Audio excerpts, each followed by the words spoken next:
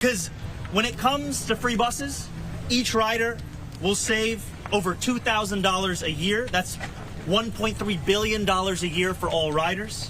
When it comes to universal child care, we're speaking about $22,200 a year, which together is $5.5 billion for every New Yorker across this city. And when it comes to a rent freeze, we are speaking about $1,750 saved every single year. And together that amounts to more than $1.7 billion in its first year. These are the figures that add up in the lives of New Yorkers. These are the figures that together would save the people of this city more than $8 billion. He's a democratic socialist. I'm a Democrat. Well, what is the difference there?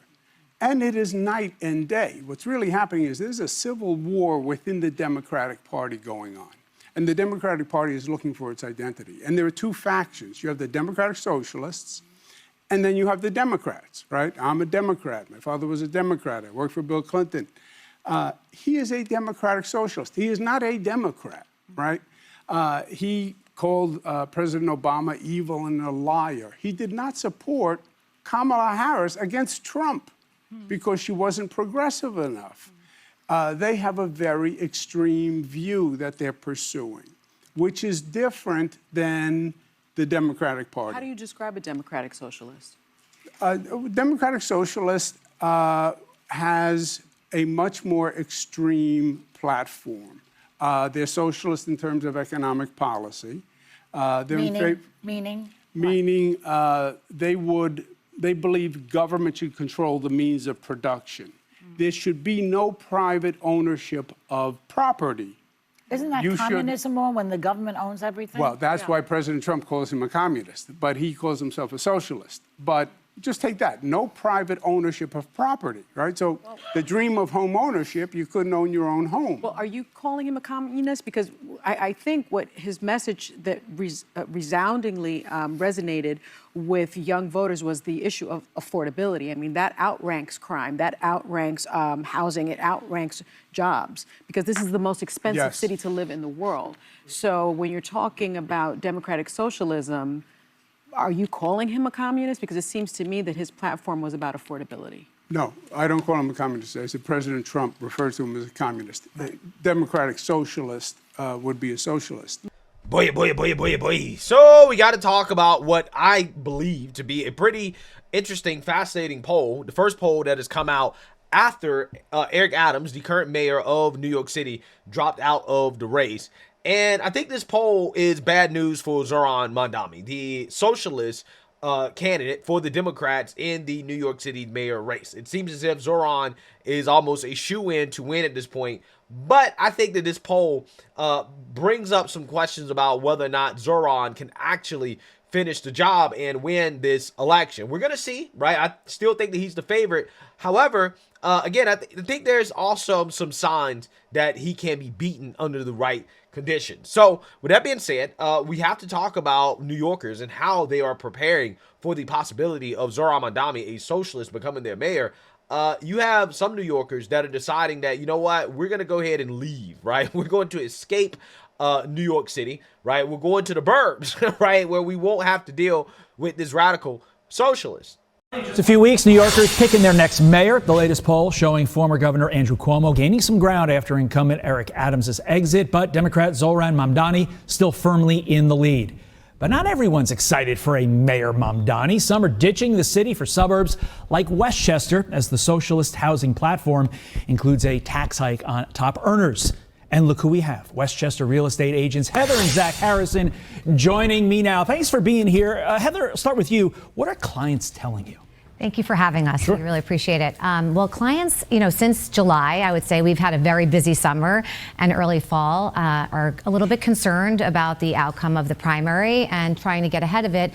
We started getting calls back in July and asking us, hey, can you give us some tours of the suburbs in Westchester? We're about 30 minutes north of the city. What's that like? What's that look like for us? And so our team is the #1 team in Westchester. So our agents have been helping buyers from Manhattan kind of get the lay of the land, learn about the different suburbs, helping them figure out which town is right for them, in anticipation of what looks like the polls are showing could be an interesting race. So is it all about the money, or is it about safety? Are people worried that if a Democrat socialist runs the city, crime is going to get even worse here?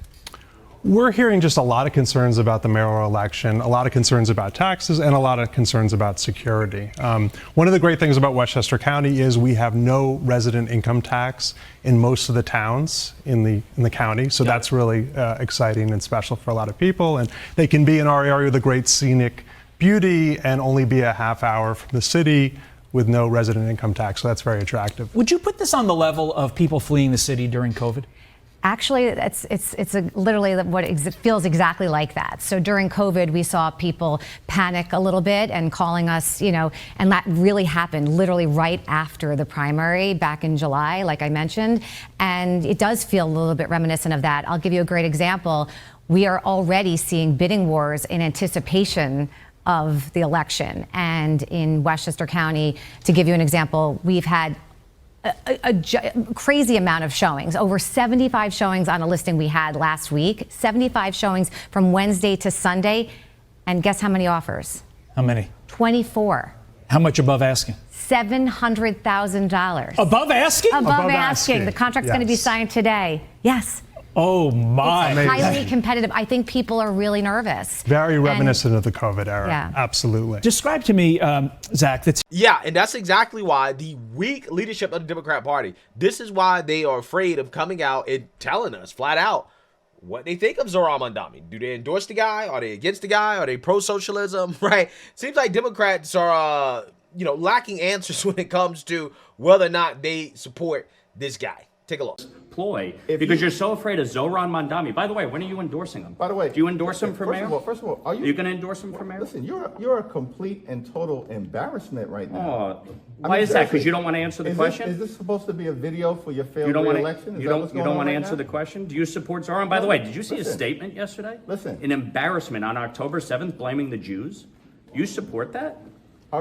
Should he be the Democratic nominee for mayor? First of all, I don't answer to you. Should he be the Democratic mayor? Should he be the Democratic nominee for mayor? I'll answer whatever questions I need to answer about the mayor's race. Okay, so you think his statement yesterday was okay? First of all, that's sad. First of all, yeah, so that tells you everything you need to know, right? That tells you everything you need to know about the current state of the Democrat Party. They are scared to death of the far left, okay? Hakeem Jeffries can't come out here with a straight face and tell us what he thinks about, a socialist running for mayor of his city, right?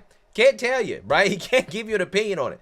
Fascinating how weak the Democrat Party has become. But with that being said, again, we got to talk about this poll that I think is very fascinating because it shows that there is a path to victory for Andrew Cuomo under the right conditions, because Cuomo is gaining ground against Zohran Mamdani in this new poll. So without further ado, let's go ahead and get into it. A new poll out tonight in the race for mayor of New York, and it shows the three men who want to be the 111th mayor of the country's biggest city, with Zohran Mamdani still holding a double-digit lead over Andrew Cuomo. The Quinnipiac University poll gives 46% to Mamdani, 33% for Cuomo, and 15% for Republican Curtis Sliwa. This is the first major poll since Mayor Adams dropped out 10 days ago. Mr. Cuomo still trails, but his numbers went up, and so did his fundraising. Here's NJ Burkett. In the latest poll, Zohran Mamdani's support appears rock solid, but former Governor Andrew Cuomo is gaining.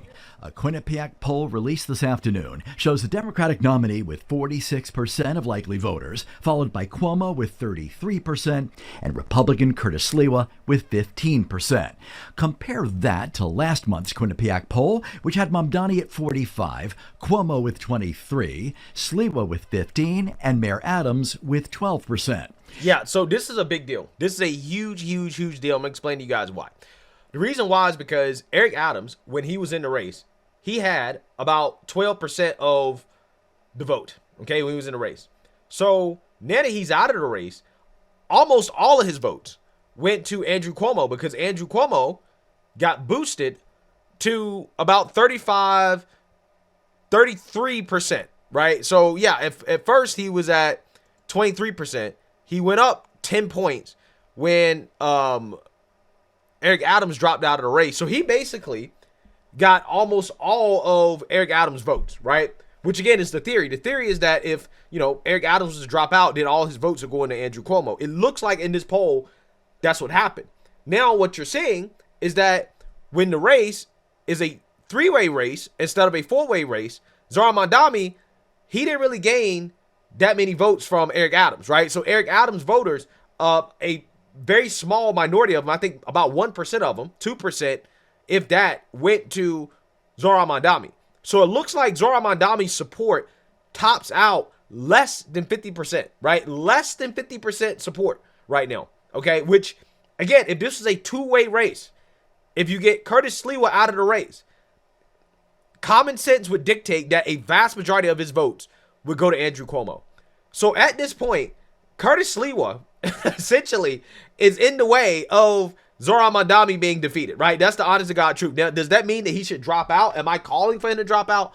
No, not necessarily, because, he has his right to run. If he wants to run, he can run. He shouldn't dictate whether or not he should run based off whether or not it allows, Zohran Mamdani to win, right? If New York, if they want to elect a socialist, that's on them, right? So, to me, it's neither here nor there whether he drops out. But I am saying that if he drops out, it is likely that his 15% is going to go to Cuomo, and that 15% would be enough, more or less, to put Andrew Cuomo over the top, right? Let's say that Andrew Cuomo, if he gets 12%, right? If he gets 12% of the vote from Curtis Sliwa and none of those votes go to Mamdani, which I don't understand why any of Curtis Sliwa's votes would go to Mamdani, right? But if he gets at least 12%, Cuomo gets at least 12%, he wins, right? He beats Mamdani. So, again, there's a path here to defeat Mamdani. It's clear, but Curtis Sliwa is going to have a decision to make, right? I guarantee you he's going to be facing a whole lot of pressure moving forward. People are going to be throwing tons of money at this guy to drop out. So we got less than a month left, but it looks like if Curtis Sliwa was to drop out, Cuomo could beat Mamdani, right? There would be a good chance of Cuomo actually beating Mamdani. Again, it sucks that we live in a world where we're basically rooting for Cuomo, but that's where we're at, right? That's how far left the Democrat Party has become, right? Where, we're putting our faith behind Cuomo, right, to defeat the progressive surge that's happening in the Democrat Party. Cuomo, who is probably the most uninspiring leader that I've ever seen, right? I've seen in a long time from Democrats. This guy was a disaster as governor. He was a disaster when it came to his state doing COVID, right? Just all around complete total disaster. I can't believe the Democrats couldn't put up somebody better than Cuomo. But this is what you got, right? This is what you got to work with. And we're going to see what Curtis Sliwa chooses to do. Adams dropped out of the race last month, and it would appear that virtually all of his supporters are now backing Cuomo. Many of them Jewish voters once loyal to Adams. Assistant Quinnipiac poll director Mary Snow. The one area where he is seeing a huge lead is among Jewish voters. And the fact of the matter is, Mamdani is still ahead. Double digits. Mamdani is viewed more favorably than the others, and his supporters are fired up.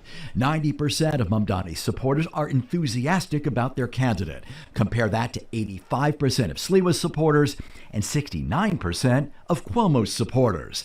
But graded on experience, 73% gave the edge to Cuomo compared to just 39% from Mamdani and 24% for Sliwa. Mamdani today tried to reassure many of the city's business leaders. I would say what characterizes me in the way I'll lead this team is hiring the best and the brightest, empowering them, doing so always knowing that I hold the ultimate responsibility. Cuomo has a path forward if Sliwa's voters defect. The indications, though, in this poll is that no, they won't, because many of them are saying their minds are made up and they're enthusiastic about it. But the path is now clear, said Cuomo's campaign spokesman. This is a two-person race.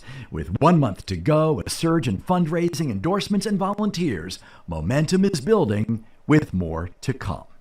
The Cuomo campaign is banking on Sliwa's voters to ignore his name on the ballot. But the poll indicates that's not likely to happen, especially with their candidate still in the race. And Jay Burke at Channel 7, Eyewitness News. Yeah, he's going to have to drop out. Now, again, I don't know if Curtis Sliwa was going to drop out. To me, it's neither here nor there, right? I've already come to the realization that it will be bad if Zoran Mamdani becomes the mayor of New York City. But hey, this is what they deserve, right? If this is what they want, this is what they deserve. Ask Chicago. Ask Chicago how's working out with Brandon Johnson. Sometimes, you know, you got to get what you want, right? You got to get what you ask for. Give a liberal what they want. Give them what they want. Give a socialist, give a progressive what they want. That's the only way that they learn. That's the only way they work, because free stuff sounds great, right? It sounds great when it's being promised to people who don't pay taxes, right? But what happens when you run out of taxpayers, right? What happens when you run out of people who don't want to pay taxes, right? I'm just saying that a lot of this stuff, again, it sounds great in theory, right? This is why when you're young, you're in college, socialism sounds great. Free buses, free childcare, which, by the way, I want to say this as well, too, because a lot of this stuff annoys me. What people don't understand about the free government stuff is that it is literally designed, when you talk about the breakdown of our society, specifically the breakdown of the family, the reason why it's happening, and again, I know this because I know personally that this is part of the reason why the black community or the black family is so broken. The government socialist policies are designed to break the family, to remove the need for a father in the home, to remove the need for grandma and grandpa, to remove the need to have sisters and brothers and aunts and uncles, removing the need to have a tight-knit family built off of close relationships where you support each other, okay, as a family unit. The government, socialism, is designed to remove that, okay? Because historically speaking, the family governs society, right? In the sense that we govern ourselves through family. And the reason why is because we relied on family, right? Family, human beings, we relied on each other, again, as family units to survive. When you bring in the government, you erase the need for that. And that breaks up the family, right? That breaks down family ties and relationships. And that's one of my biggest issues with certain policies, like, for example, universal child care. This is what you have grandmothers for, right? This is what you got grandpa for. This is what you have grandparents for. And I know some people may say, oh, well, you just can't push off child care, your grandparents and stuff like that. And I'm like, well, I don't know about you guys, but I was just raised old school, where regardless of whether or not you wanted to do it, you did it because there was a sense of duty. You have a sense of duty to, the family, right? And you would much rather have your grandparents, or the grandparents would much rather take care of the children than to have some stranger take care of the children, right? That's how you dealt with child care costs, right? Not having the government come in and say, hey, we'll take care of your kids. Meanwhile, the government is brainwashing your kids with liberal propaganda. And people think it's a good idea for society. We should pool our money together for the government to have universal daycare. We already have universal daycare. It's called public school. Look how much of a disaster that's turned out to be, right? Like everything else that the government touches, okay? So again, that's what people got to understand. It sounds great, but it's designed to break down the family, okay? It's designed to eliminate the need to rely on family. But we need that. We need to rely on family. We need to rely on each other as family in order to keep families strong. Okay, that is my biggest issue, my number one biggest issue with these socialist policies. So with that being said, again, we're going to see what New York City does. At this point, it seems clear to me that the path towards defeating Mamdani means that Curtis Sliwa needs to drop out. I'm not calling for him to drop out. I'm not saying he should be forced out. I'm just saying he should strongly consider dropping out if he cares about his city not being run by a socialist. But then again, there is the argument that maybe this is what New York City needs in order for them to realize that this is not the way to go. So we'll see. But let me know what you guys think. Make sure you like, comment, and subscribe. Most importantly, share a black conservative perspective. Peace.